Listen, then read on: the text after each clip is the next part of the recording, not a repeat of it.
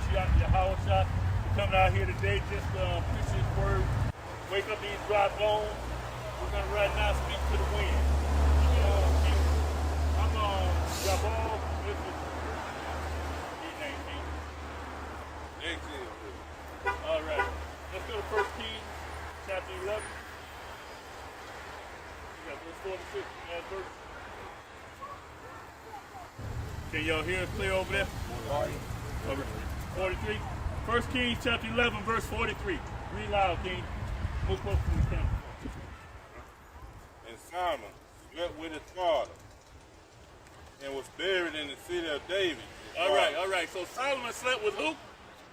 His father. Okay, it's not saying Solomon had sex with his father. It's saying Solomon was he was dead. They buried Solomon in the city of David, same place that his father David was buried. Read on chapter 12. Yeah. Next chapter. Verse 1. Chapter 12, verse 1. 1 Kings chapter 12, verse 1. Rehoboam went into Shechem. So Rehoboam is Solomon's son. What we're showing you right now is where the nation of Israel split into two nations. You're going to end up with the northern kingdom and the southern kingdom. Read. For all Israel was come to Shechem to make him king. Okay, so Solomon's dead, so his son Rehoboam is now being anointed as king. So all Israel comes to Shechem. And it came to pass when Jeroboam, the son of Nebat, who was yet in Egypt, heard of it, for he was fled from the presence of King Solomon. Okay, so Jeroboam it had been prophesied that he was going to take 10 tribes and become king over them, okay? And hold on. And so he had fled into Egypt away from Solomon. So this did not happen during Solomon's lifetime because God honored David for his for the way that he served God and did not take the kingdom from him, but took the kingdom from Solomon's son Rehoboam. And he's going to split it with Jeroboam. Read. And Jeroboam dwelt in Egypt, that they sent and called him. And Jeroboam and all the congregation of Israel came and spake unto Rehoboam. Okay, so the congregation of Egypt comes, they want to speak to Rehoboam because he's about to become king. Read, speak up. Come in a little bit, please. Saying, thy father make our yoke grievous. Now therefore, make thou the grievous service of thy father. Okay, so Solomon had driven the people hard. So the people come and speak to Rehoboam and say, hey, lighten this yoke on us. Lighten this burden. Read. And his heavy yoke which he put upon us, lighter, and we will serve thee. Read. And he said unto them, depart yet for 3 days. So Rehoboam says, give me 3 days to consider what you're asking of me. Read. Then come again to me. And the people departed.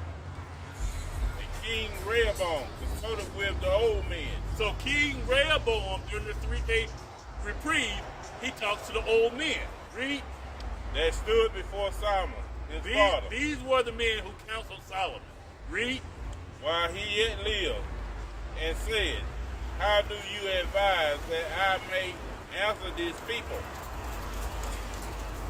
And they spoke unto him, saying, if thou wilt be a servant unto this people this day, and will serve them, and answer them, and speak good word to them, then they will be thy servant forever. So the old man counseled Rehoboam and said, as king, you need to serve the people, not be a burden to the people, not rule the people with an iron fist, but you need to be a servant to them, and then they will serve you forever, right?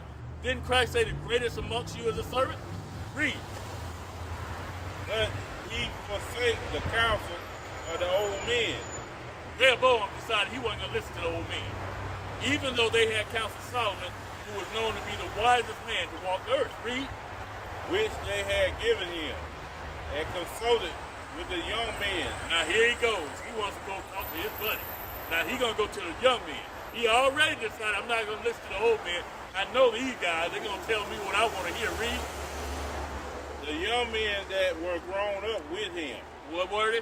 They grown up with They him. grew up with him. These were his buddies. He gonna put his buddies in leadership with him. Read. Which stood before him. And he said unto them, what counsel give ye, that we may answer this people? Okay, so now he gonna ask his buddies, who are he already knows what they're gonna say. What counsel do you give me? They're gonna tell him what he wants to hear, don't you think? Read. Who have spoken to me, saying, make the yoke which thy father did put upon us lighter. And the young men that were grown up with him spake unto him, saying, Here it goes, read. thus shalt thou speak unto this people that spake unto thee, saying, our father make our yoke heavy, but make thou it lighter unto us. Thou shalt thou say unto them, my little finger shall be thicker than my father's Read loins. that part again. My little finger shall be thicker than my father's loins. All right, so the young guys told him, but you going to tell them that you're going to do worse than your father did. Said, what they saw your father do, that ain't nothing. Wait till I get finished with you. Jump down to verse 16. Let's get to the gist of it. Okay. Verse 16. So when all Israel saw that the king hearkened not unto them, the people answered the king, saying, what portion have we in David? So this is what happened. So now the people see that the king's not going to listen to them. So now they said, what portion do we have in David?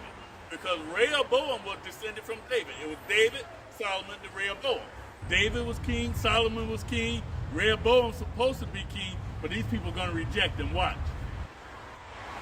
Neither have we inherited in the son of Jesse. Keep reading. To your tent, O Israel.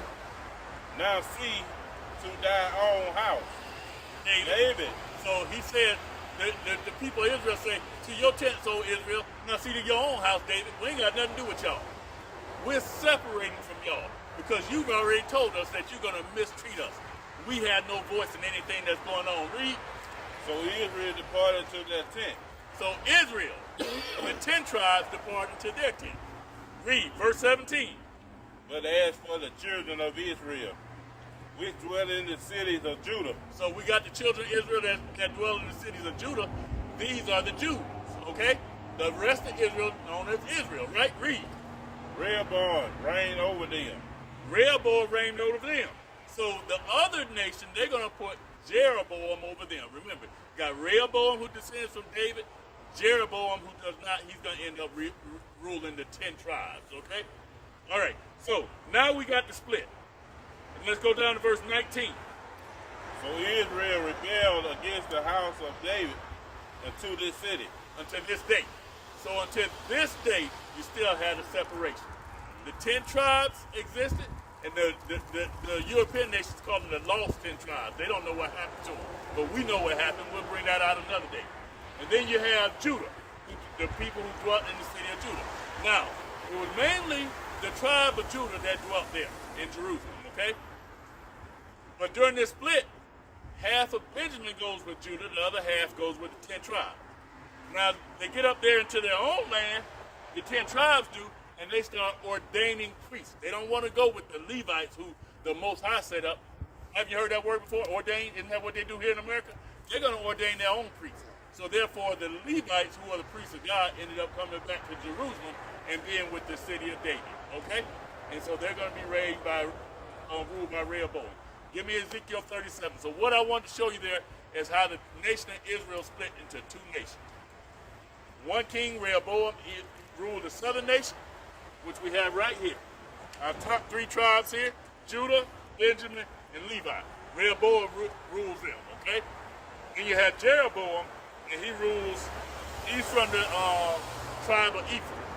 Rehoboam has Ephraim, Manasseh, Simeon, Zebulun, Gad, Reuben, Asher, Issachar, and Naphtali, okay?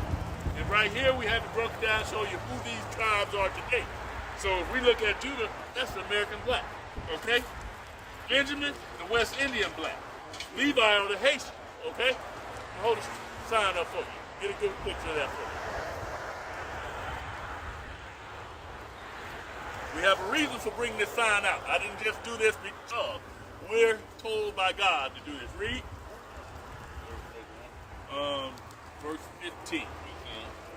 Ezekiel chapter 37, verse 15. The word of the Lord came again unto me, saying, The word of the Lord came again unto me, saying, read.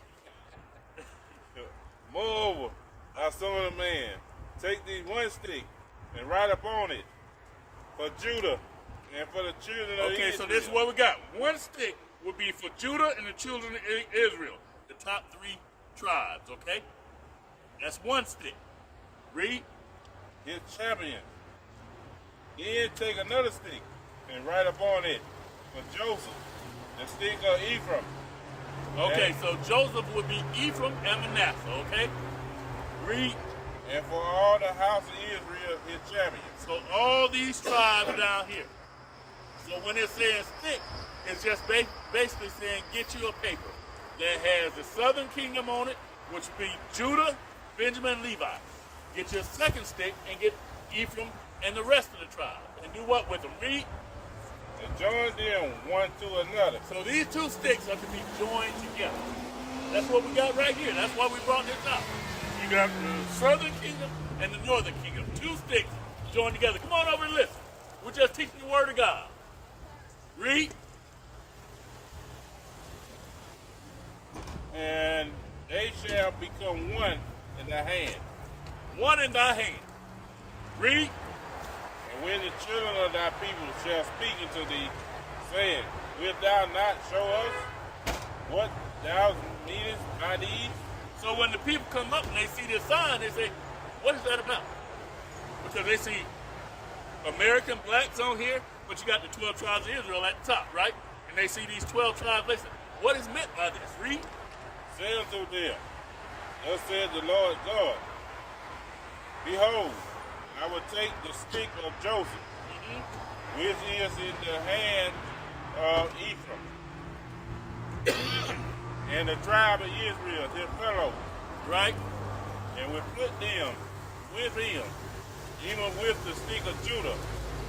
So what God said is, I'm going to combine these tribes back together again. Yes, they split, and they split like that until this day, but I'm going to put them back together. And so we're supposed to get this representation on paper of what he's going to do. Read. And make them one stick, And make them one stick. Make them one nation. Read. and they shall be one That's in right. my hand. That's right. Read. And the sticks whereon thou writest shall be in thy hand before their eyes. That's right. Read. And say unto them, thus saith the Lord So God, what do we say to them? behold, I will take the children of Israel from among the heathen. So he's going to take the children of Israel from among the heathen. Heathen just means other nations. We will divide it and we will send out amongst all these nations that we have served as slaves. God is promising in the end, he's going to remove us and take us back from those heathens. Read. Whither they be gone, Right. and whither I will gather them to every side, He's going to gather the children of Israel. Read. and bring them to their own land. So we can't be in our own land now because God put us in our own land. So then the people that are over there in Israel call themselves Israelis, they cannot be God's people because at the end, he's going to gather his people from all nations. Read. And I will make them one nation. So the 2 nations are going to be made one nation. That's the whole purpose of this sign. That's the representation of this. And we're supposed to bring this out anytime we come. Read. In the land upon the mountain of Israel. That's right. And one king shall be king to them all. So we're going to have one king. We had Rehoboam and Jeroboam to start this off, right? Now we're going to have Christ, the son of David. Read. And they shall be no more 2 nations. No more 2 nations, but one. Read.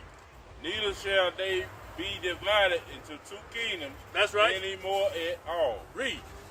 Neither shall they defile themselves any more with their idols, nor